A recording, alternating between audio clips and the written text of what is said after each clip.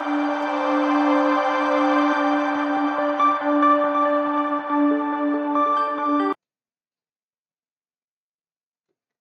Friends. तो अब हम हमारे लास्ट सेशन पे चल रहे हैं, जो कि आप जानते हैं कि हमने एक सीआरपीसी और बीएनएसएस की कंपैरेटिव स्टडी करते हुए क्वेश्चन आंसर लेकर आए थे, जो इम्पोर्टेंट क्वेश्चंस हैं जिनके आने की बहुत ज़्यादा प्रोबेबिलिटी है। तो उनकी एक सीरीज हमने चलाई थी, उसके आज हम लास्ट स्टेज पे आ गए हैं। तो ये मेरा एक लास्ट वीडियो है सीआरपीसी से रिलेटेड। इसके बाद मैं एक इम्पॉर्टेंट केस लॉस को रिलेट करते हुए एक वीडियो और अपलोड करूंगी। उसके बाद आपका सीआरपीसी और बीएनएसएस के जो इम्पोर्टेंट क्वेश्चन वाली सीरीज है वो खत्म हो जाएगी और फिर हम नेक्स्ट स्टार्ट करेंगे।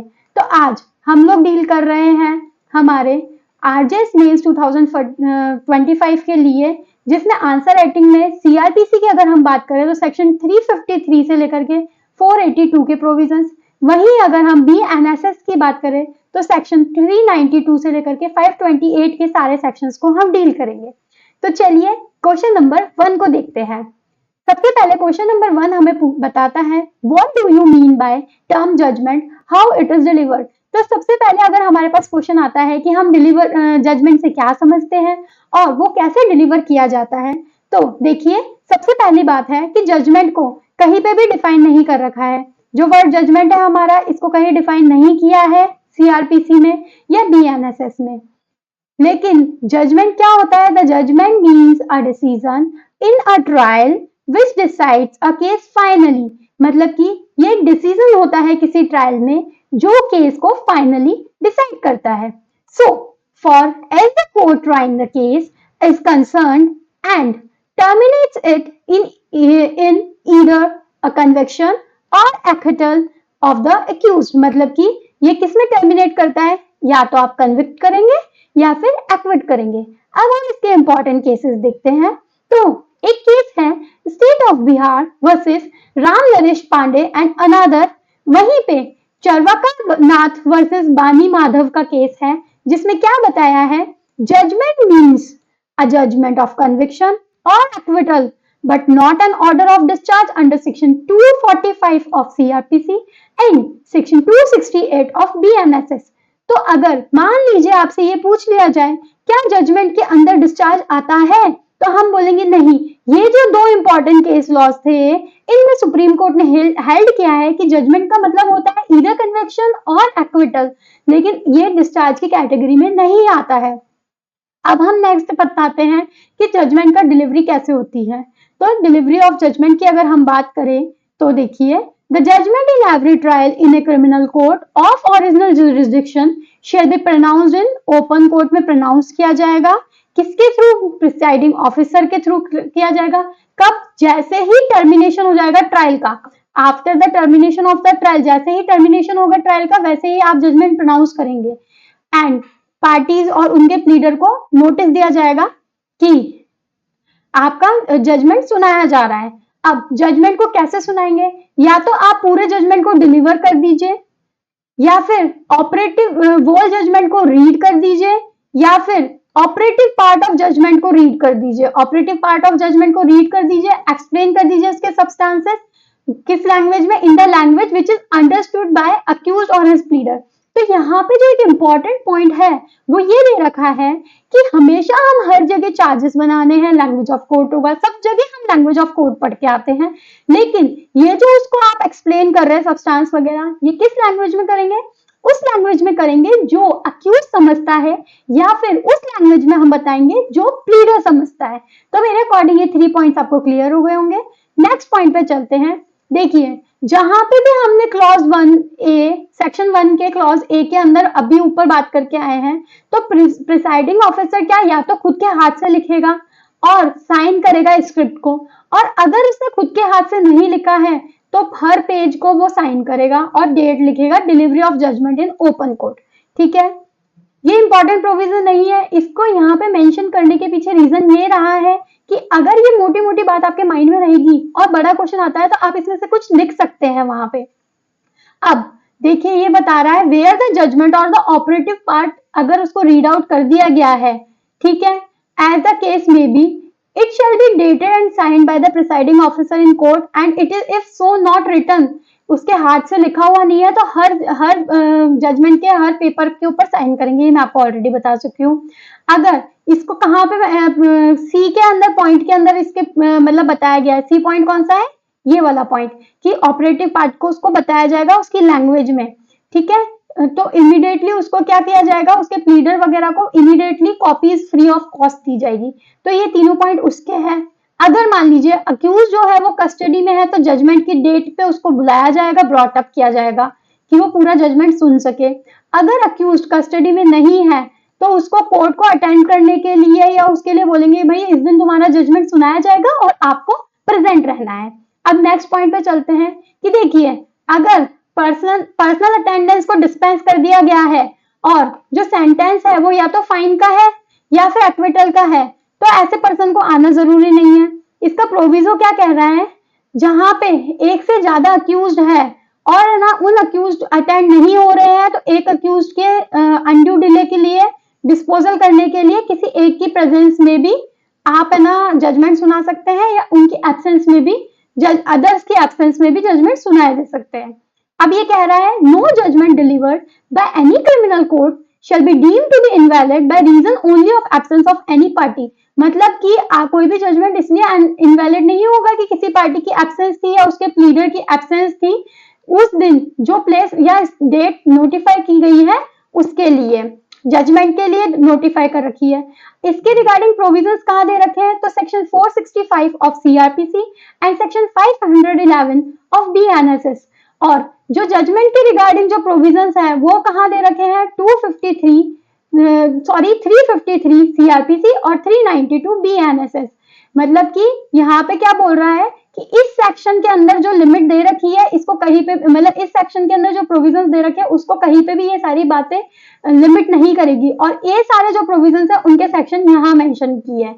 तो मेरे अकॉर्डिंग ये पॉइंट क्लियर हो गया होगा। नेक्स्ट चलते हैं क्वेश्चन नंबर 2 पे। क्वेश्चन नंबर 2 हमारा डील करता है व्हाट इज एन अपील। हम अपील से क्या करते हैं, क्या समझते हैं। What are the cases in which no appeal lies. कौन से ऐसे केसेस है जिसमें कोई अपील लाई नहीं करती है। अब इसने बोला है कि can a revision be filed where the right of appeal is not exercise. जहां पे आपने अपनी राइट ऑफ अपील एक्सरसाइज नहीं की है वहां पे आप रिवीजन फाइल कर सकते हैं क्या। तो सबसे पहले अपील की अगर डेफिनेशन की बात करें तो ना तो सीआरपीसी में डिफाइन कर रखी थी ना बीएनएसएस में अपील को डिफाइन किया गया है। लेकिन अगर हम इसको लिखेंगे कि अपील से हम क्या समझते हैं तो हम क्या लिखेंगे, an appeal is the removal of a cause from an inferior court. Inferior court से किसी कॉज को बुला लिया जाता है to the superior court for the purpose of testing the soundness of the decision of the court.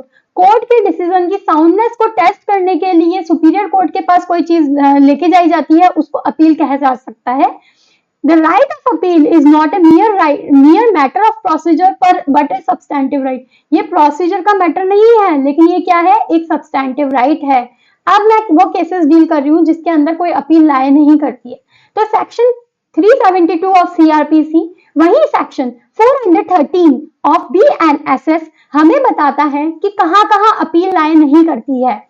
तो first कहाँ appeal लाए नहीं करती है, जहां पे accused plead guilty, accused ने guilty plea कर लिया है। Where an accused person has pleaded guilty and has been convicted on such plea, there shall be no appeal। मतलब कि उसने guilt plea करा है और उसको कन्विक्ट कर दिया गया है तो अपील नहीं होगी। कौन कौन से केसेस में नहीं होगी, अगर ऐसी गिल्ट उसने हाई कोर्ट के सामने प्ली की है और हाई कोर्ट ने उसको कन्विक्ट किया है, और if the conviction is by court of session, court of session ने उसको कन्विक्ट किया है, या फिर इसकी लीगलिटी जो है कोर्ट ऑफ सेशन ने अगर कन्विक्ट किया है तो उसको लीगलिटी के ऊपर एक्सटेंट ऑफ लीगलिटी, और मेट्रोपॉलिटन मजिस्ट्रेट और मजिस्ट्रेट फर्स्ट क्लास ने अगर सेंटेंस दिया है तो एक्सटेंट ऑफ लीगलिटी के ऊपर उसको चेक किया जा सकता है, जबकि हाई कोर्ट ने अगर दिया है तो उसको चेक नहीं किया जा सकता। वहीं दूसरा क्वेश्चन जो इंपॉर्टेंट सेक्शन के प्रोविजंस है वो कहाँ है, 376 सीआरपीसी और 417 बीएनएसएस।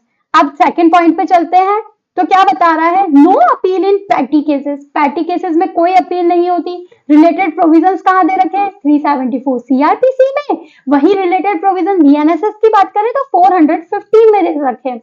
इसने क्या बताया है, there shall be no appeal by a convicted person in any of the following cases, namely first क्या बोल रहा है, where a high court passes, अगर हाई कोर्ट ने पास किया है sentence of imprisonment for a term not exceeding 6 month.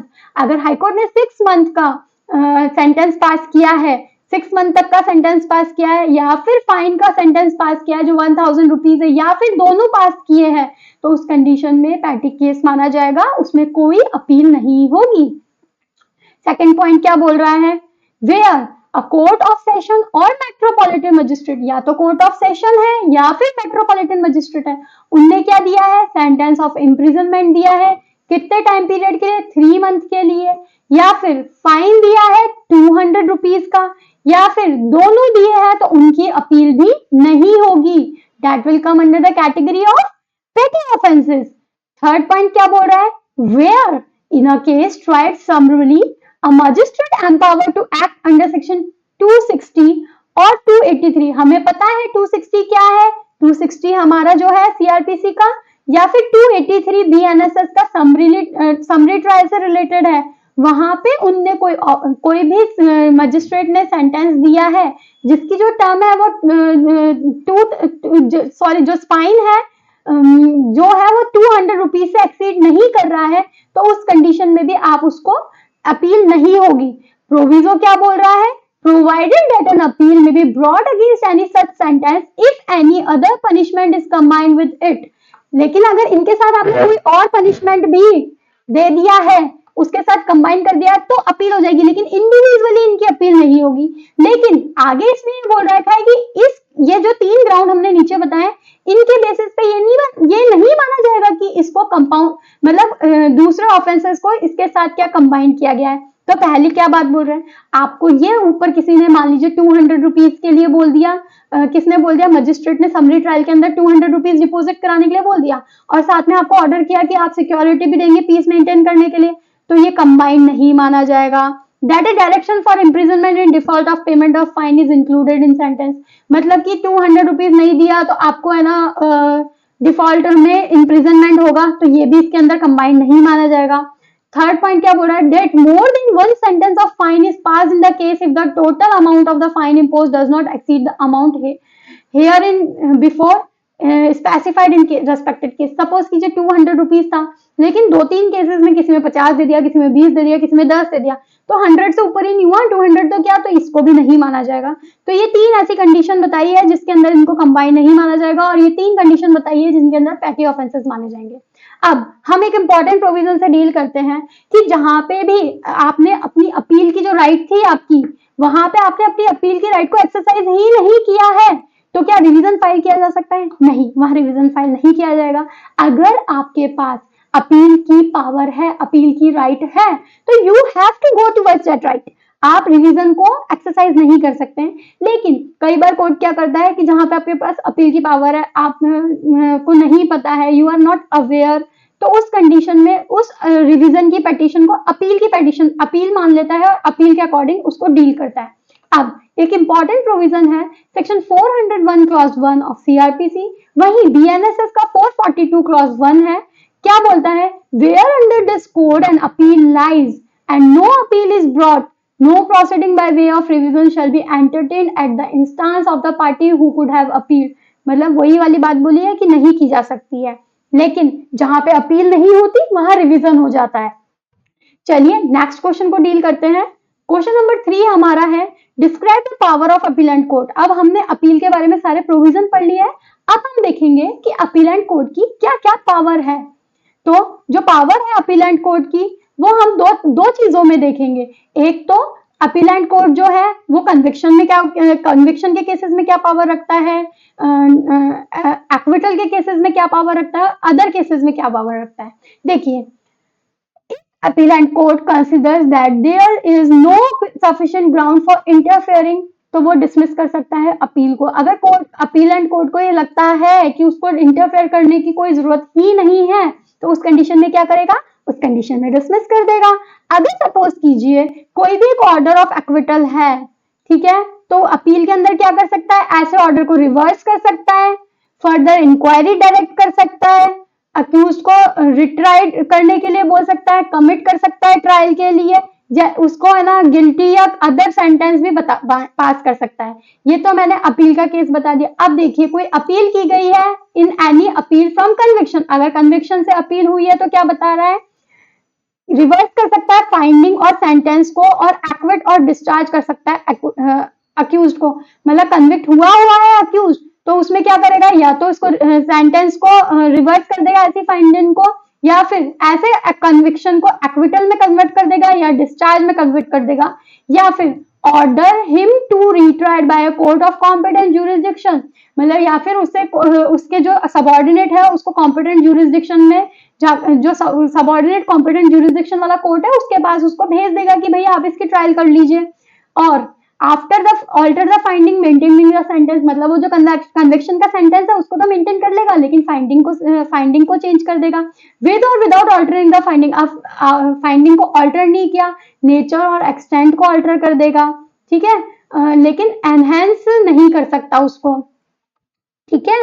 अब enhancement of sentence के लिए अगर अपील होती है, कई बार ऐसे केसेस भी होते हैं जिसमें एनहेंसमेंट के लिए बात करती है, तो क्या करेगा, रिवर्स कर देगा, जिसके अंदर क्या करेगा, या तो डिस्चार्ज कर देगा, या वापस रीट्राई के लिए बोल देगा कि कॉम्पिटेंट जुरिसडिक्शन के कोर्ट के पास जाकर के आपको रीट्राई कर लिया जाए, या फिर मेंटेन कर लेगा सेंटेंस को, मतलब फाइंडिंग को ऑल्टर करके सेंटेंस को मेंटेन कर लेगा, और ऑल्टरिंग फाइंडिंग को ऑल्टर ना करके नेचर और एक्सटेंट को कर देगा, एनहेंस और रिड्यूस कर सकता है उसको, ये सब कर सकता है, ठीक है। अब हम हमारे नेक्स्ट पॉइंट पे चलते हैं कि कोई भी एक ऐसा अपील हुआ है, कोई एक ऐसा ऑर्डर हुआ है, तो उसका ऑर्डर ऑल्टर कर देगा, रिवर्स कर देगा ऐसे ऑर्डर को किसी भी अपील में, या फिर मेक एनी अमेंडमेंट और एनी कॉन्सिक्वेंशियल और इंसिडेंटल ऑर्डर दैट में बी जस्ट एंड प्रॉपर, जो भी उसको सही लगेंगे वो सब वो कर सकता है। इसके दो प्रोविजो है, वो दोनों प्रोविजो काफी इंपॉर्टेंट है, जो क्या बताते हैं, provided that the sentence shall not be enhanced unless the accused has been given an opportunity of showing cause against such enhancement। अगर मान लीजिए आपने एनहेंस किया है किसी पनिशमेंट को, तो उस कंडीशन में क्या होगा, जब तक कि अक्यूज्ड को सुना नहीं जाएगा उस पॉइंट पे, तब तक आप ऑर्डर ऑफ एनहेंसमेंट नहीं दे सकते हैं। सेकंड प्रोविजो क्या बोल रहा है, that the appellate court shall not inflict greater punishment of the offence. Suppose कीजिए 3 साल की पनिशमेंट थी, आपने 2 साल का दिया किसी जज ने, उसकी अपील की एनहेंसमेंट के लिए, और आप 4 साल दे रहे, अरे भाई उसके लिए प्रोविजन ही नहीं है 4 साल का, तो आप उससे ज्यादा इन्फ्लिक्ट नहीं कर सकते जो वहां मेंशन है। आगे चलते हैं, क्रिमिनल अपील का अबेटमेंट कब होता है, फाइनली अबेट हो जाती है, डेथ हो जाती है अक्यूज्ड की, तो अपील हो जाती है, ठीक है। इसके लिए रिगार्डिंग प्रोविजंस की बात करें तो 377 सीआरपीसी, वहीं पे 418 ऑफ बीएनएसएस और 378 सीआरपीसी 419 ऑफ बीएनएसएस इससे डील करते हैं। चैप्टर की बात करें तो चैप्टर 29 ऑफ सीआरपीसी, वही 31 ऑफ बीएनएसएस इसके लिए बारे में बताता है कि वो मर गया है, उसके नियर रिलेटिव वगैरह नहीं है, तो उस कंडीशन में क्या हो जाएगी, अबेट हो जाएगी फाइनली। इसका एक प्रोविजो है, क्या बोलता है, provided that where the appeal is against conviction of a sentence of death or imprisonment and the appellant dies, appellant मर जाता है, during the pendency of the appeal, appeal की पेंडेंसी क्या है, any of his near relative may within 30 days, important point क्या है, 30 days के अंदर अंदर, डेथ की 30 डेज के अंदर अंदर अप्लाई करेगा अपीलेंट कोर्ट को कि वो कंटिन्यू करना चाहता है ऐसी अपील को, और अगर ऐसी लीव उसको दे दी गई है तो वो अबेट नहीं होगी। ये एक इंपॉर्टेंट प्रोविजन है, ये आप वहां पे जरूर मेंशन करके आएंगे।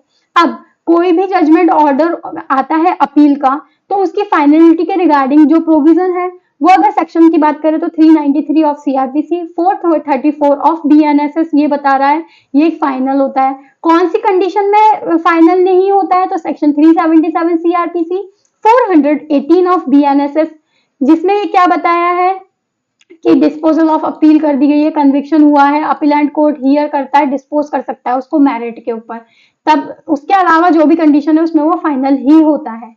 नेक्स्ट क्वेश्चन को डील करेंगे। अब हम what do we mean by reference, reference से हम क्या समझते हैं, क्या सर्कमस्टांसेस है जिसमें कोर्ट रेफरेंस मेड कर सकता है। तो देखिए एक जनरल सी डेफिनेशन अगर हम देखें तो इसमें क्या दे रखी है, sometimes the court trying the case need guidance to run the judicial proceeding properly, मतलब कोर्ट को गाइडेंस की जरूरत होती है, कोई प्रेसिडेंस नहीं है उसके रिगार्डिंग, तो उस कंडीशन में उनको डील करने के लिए उसको लगता है कि भाई मुझे गाइडेंस की जरूरत है, तो वो हाई कोर्ट को अप्लाई करेगा रेफरेंस के लिए। देखिए तो उसको क्या डाउट है कि कोई रूल है, कोई ऑर्डिनेंस है या कोई और चीज है जिसको हाई कोर्ट को रेफर करना चाहिए था और हाई कोर्ट ने उसके रिगार्डिंग कोई गाइडेंस नहीं दी है, तो अपन ने क्या पढ़ते, कोई रेगुलेशन है, एक्ट है, ऑर्डिनेंस है, उसके रिगार्डिंग अगर अपने को लगता है कि हाई कोर्ट को या सुप्रीम कोर्ट को इसको वॉइड डिक्लेयर करना चाहिए था या इसके रिगार्डिंग कोई गाइडेंस देनी चाहिए थी या रूल्स देने चाहिए थे, वो नहीं दिए, तो उस कंडीशन में हम रेफरेंस देते हैं। आप ये पढ़ेंगे तो आपको बिल्कुल क्लियर हो जाएगा। देखिए क्या कह रहा है, when any court is satisfied that a case pending before it involves a question as to validity of an act, ordinance and regulation or of any provision contained in an act, ordinance or regulation, ठीक है, the determination of which is necessary for the disposal of case, उसका determination बहुत जरूरी है, and is of opinion that such act, ordinance, regulation or provision is invalid or inoperative, ऐसा act, ordinance या regulation invalid या inoperative है but has not been so declared by high court to which that court is subordinate, जिस high court की वो court subordinate है उसने ऐसा डिक्लेयर नहीं किया है या सुप्रीम कोर्ट ने ही ऐसा डिक्लेयर नहीं किया है, तो the court shell state the case setting out of its opinion, तो वो जो सेटिंग आउट करता है ओपिनियन के लिए वो ही रेफरेंस होता है। तो मेरे अकॉर्डिंग रेफरेंस आपको क्लियर हो गया होगा। नेक्स्ट क्वेश्चन इंपॉर्टेंट है जिसमें हम चलेंगे बेल के प्रोविजन से डील करेंगे। तो बेल क्या है, व्हेन बेल में बी कैंसिल्ड, तो बेल के रिगार्डिंग एक क्वेश्चन है जो मैं मेरी फर्स्ट वीडियो के अंदर बेल के रिगार्डिंग आपको मैंने बताया था कौन से ऐसे केसेस है जिसके अंदर नॉन बेलेबल ऑफेंस के अंदर बेल को दिया जा सकता है। तो बेल के रिगार्डिंग प्रोविजन हम पहले डील कर चुके हैं, अब हम बताएंगे कि कब बेल को कैंसिल किया जा सकता है। तो प्रोविजन जो है वो 437 clause 5, 439 clause 2 of CrPC deal करते कैंसिलेशन से। वहीं बीएनएसएस की बात करें तो 480 क्लॉज 5 और 483 क्लॉज 2 ऑफ बीएनएसएस डील करता है कैंसिलेशन ऑफ बेल से। तो देखिए इसने क्या बोला है कि हर एक बेल जो ग्रांट की गई है उसको कैंसिल किया जा सकता है इन सारे सेक्शंस के अंदर। वहीं पे सेक्शन 437 क्लॉज 5 क्या बोलता है, any court which has released a person on bail under section 437 clause 1 और 2 या 480 क्लॉज 1 और 2 of BNSS may, if it consider it necessary so to direct that such person be arrested or committed to custody, तो वो cancel कर देगा bell को। The power to cancel a bail has been given to the court and not to the police officer, ये court के पास ही है, ये power police officer के पास नहीं है। Secondly, the court which granted the bail can alone cancel it, जिस court ने bell grant की है वो ही अकेला इसको कैंसिल कर सकता है। But an order made by one magistrate releasing an accused person on bail pending trial can be cancelled by another magistrate to whom the case may be transferred for trial, लेकिन अगर किसी ने उसको दिया और उसके बाद उसका केस का ट्रांसफर हो गया है तो वो भी उसको कैंसिल कर सकता है। अब यहाँ पे हम इंपॉर्टेंट केस लॉज देखेंगे। कल्याण सिंह वर्सेस स्टेट, इसमें क्या लिखा है, the bell granted by a police officer can not be cancelled by the court of A magistrate but by the high court और कोर्ट ऑफ सेशन। मतलब पुलिस ऑफिसर ने कोई bell दे दी है तो वो किसके द्वारा कैंसिल की जाएगी, हाई कोर्ट और कोर्ट ऑफ सेशन के द्वारा ही कैंसिल की जाएगी, मजिस्ट्रेट नहीं कर सकता है। दूसरा इसी केस में दूसरा क्या पॉइंट बोला, where an accused was released on bail for a non bailable offence, non bailable offence के अंदर अक्यूज्ड को रिलीज कर दिया गया है बेल पे and subsequently the offence were converted into more serious offence, बाद में वो सीरियस ऑफेंस में कन्वर्ट हो गया है, तो it was held that the court had power to cancel the bail and take bail the back the accused into custody, मतलब वो सीरियस ऑफेंस में कन्वर्ट हो गया है तो उस कंडीशन में उसको कैंसिल कर सकते हैं। हमारा सेकंड केस है गुरुचरण सिंह वर्सेस का केस है। इसमें क्या बोला था, a court of session can not cancel a bail which has already been granted by high court. इसमें क्या बोला, अगर हाई कोर्ट ने बेल दी है तो कोर्ट ऑफ सेशन के पास पावर नहीं है कि हाई कोर्ट की बेल को आप क्या कर दोगे, कैंसिल कर दोगे, unless new circumstances arises during the process of trial after an accused person has been admitted to bail by high court, मतलब कि नए सर्कमस्टांसेस आए हैं जब उनने बेल दी थी उसके बाद तो वो कर सकता है, अदरवाइज उसको कोई पावर नहीं है। दूसरा केस इंपॉर्टेंट हम डील करेंगे, RJ Sharma versus RP Patnakar. इसमें क्या बोला है, bails once granted can not be cancelled suo motu, मतलब आपने अगर बेल दे दी है तो आप सुआ मोटो स्वतः ही अपने आप ही इसको कैंसिल नहीं करेंगे unless a case for cancellation of bail is made out, जब तक कि ऐसा कोई केस बनता नहीं है। After hearing both the parties on proper application for cancellation, मतलब उनको एक प्रॉपर एप्लीकेशन लगानी पड़ेगी कैंसिलेशन की, उनको सुना जाएगा उसके बाद ही आपको अलाउ किया जाएगा। देखिए, there is no absolute bar against an informed, मतलब private person to move in cancellation of bail under section 439 clause 2 of CrPC और 483 क्लॉज 2 ऑफ बीएनएसएस। तो देखिए इसमें यही बता रहा है कि ये कोई एब्सोल्यूट बार नहीं है कि private person cancellation of bail के लिए एप्लीकेशन नहीं कर सकता, वो भी कर सकता है। अब हम बात करें कैंसिलेशन के फर्दर प्रोविजंस की, तो इनहेरेंट पावर के अंदर अगर आपको कैंसिलेशन का कहीं राइट नहीं, मतलब बेल नहीं दे रखा है, तो इनहेरेंट पावर का यूज करके आप इन्वोक नहीं कर सकते हो सेक्शन 482 और 528 ऑफ बीएनएसएस के अंदर। अब हम हमारे नेक्स्ट क्वेश्चन को डील करेंगे, जो कि है हमारा क्वेश्चन नंबर 6, जिसके अंदर हम पूछ रहे हैं what do you understand by inherent power of high court. Inherent power of high court से आप क्या समझते हैं? When can this power be exercise, इन पावर को कब एक्सरसाइज किया जा सकता है? तो देखिए, इनहेरेंट पावर जो हाई कोर्ट की है वो 482 सीआरपीसी, वहीं अगर हम बीएनएसएस की बात करें तो 528 के अंदर इसके प्रोविजंस को मेंशन कर रखा है। तो देखिए यहाँ पे 3 मेन पर्पसेस का बता रखे हैं जिसके अंदर हाई कोर्ट इन पावर को यूज कर सकता है। देखिए, to give effect to any order under CrPC या बीएनएसएस या सीआरपीसी के किसी ऑर्डर को इफेक्ट देने के लिए अपनी इनहेरेंट पावर को यूज कर सकता है। To prevent abuse of process of any court, किसी भी कोर्ट के अब्यूज प्रोसेस को, अब्यूज को रोकने के लिए इसको यूज कर सकता है। Otherwise to secure end of justice को, अगर ये क्वेश्चन आता है तो आपको ये 3 जो मैंने पॉइंट्स बताए हैं, ये तीनों पॉइंटर्स कंपलसरी मेंशन करने हैं। अगर आप इसके अलावा और कुछ लिख करेंगे तो आपको मार्क्स नहीं मिलेंगे। ये तीनों पॉइंटर्स में फुल मार्क्स मिलने की आपको प्रोबेबिलिटी है। According to section 482 CrPC and 528 BNSS, saving of inherent power of high court क्या बोल रहा है इस कोड में या इस संहिता में, shall be deem to limit, किसी भी तरीके से लिमिट नहीं करेगा या अफेक्ट नहीं करेगा inherent power of high court को, to make such order as may be necessary to give effect to any order under this code और to prevent abuse of process. ये सारे पॉइंट को ही एक्सटेंड करके लिखा है। अब मैं आपको कुछ इंपॉर्टेंट केस लॉस डील करती हूँ जिसके अंदर ये बताया है कि इनहेरेंट पावर को कब कब मतलब हाई कोर्ट ने यूज किया है।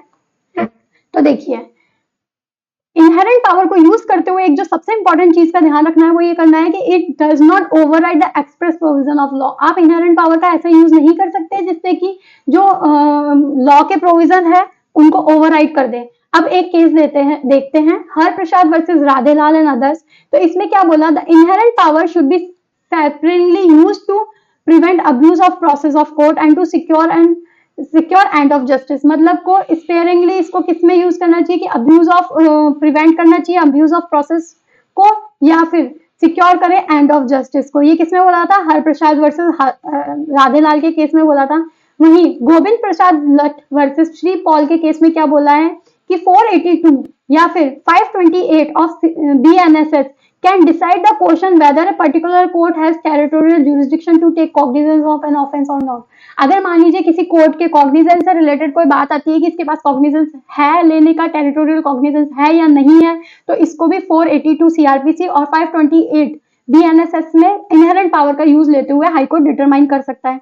दूसरा केस हम देखते हैं खेमचंद वर्सेस एएस नायल का केस है। The high court is certainly entitled to consider if the magistrate has exercised judicial discretion.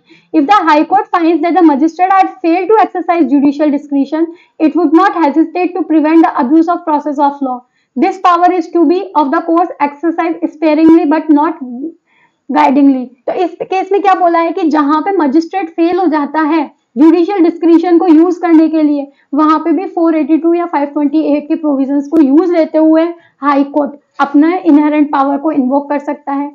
एक फाइनल केस और देखते हैं, यादराम वर्सेस मरगश्री अलाइस श्री देवी का केस है ये। इसमें क्या बोला था कि 482 या 528 में कोर्ट जब अपनी पावर को एक्सरसाइज कर रहा है तो does not function as a court of appeal और रिवीजन। मतलब कोर्ट ऑफ अपील या रिवीजन के रूप में ये काम नहीं करता है। ये कैसे काम करता है? ये काम करता है वहां पे इनहेरेंट जुरिस्डिक्शन के, इनहेरेंट पावर के अंदर इनहेरेंट जुरिस्डिक्शन का काम करता है, कोर्ट ऑफ अपील या रिवीजन के रूप में काम नहीं करता। It also would not enter with the appreciation of evidence, मतलब एप्रिसिएशन भी नहीं करता है ये एविडेंसेस का। Inherent power are to be very sparingly exercise for the compelling reason, मतलब कि जो इनहेरेंट पावर को यूज करने के लिए का क्या रीजन रहा उसके पीछे, वो ही वजह से आप इनहेरेंट पावर को यूज कर सकते हो। एप्रिसिएशन नहीं कर सकते आप एविडेंसेस का, या फिर इसको अपील और रिवीजन का कोर्ट के रूप में फंक्शन कर रहे हो, ये नहीं माना जाएगा। अब मैंने एक स्लाइड में आपको 2-3 इंपॉर्टेंट पॉइंट्स दिए हैं, ये आपका होमवर्क है जिसके अंदर आप एंटीसिपेटरी बेल पे शॉर्ट नोट लिखेंगे, इरेगुलरिटीज विच विशिएट और प्रोसीडिंग्स और which do not vitiate proceedings पे एक शॉर्ट नोट लिखेंगे, लिमिटेशन के रिगार्डिंग क्या प्रोविजन दे रखे हैं उसके अंदर संहिता और कोड के अंदर आप मेंशन करेंगे, और स्टेट गवर्नमेंट की किसी भी चीज को रिमिट सस्पेंड करने की जो पावर है उसके बारे में बताएंगे। तो मेरे अकॉर्डिंग यहाँ पे आपका सीआरपीसी या बीएनएसएस की बात करें तो सब कंप्लीट हो गया है। अब हम यहाँ पे आगे डील करेंगे सीआरपीसी और बीएनएसएस के इंपॉर्टेंट क्वेश्चंस जो मेंस में आप लिख कर आएंगे, उससे आपको मैक्सिमम मार्क्स ऑब्टेन होंगे। तो मेरे अकॉर्डिंग ये सीरीज खत्म होती है। Thank you so much. Please मेरे चैनल को लाइक कीजिए, सब्सक्राइब कीजिए। Thank you.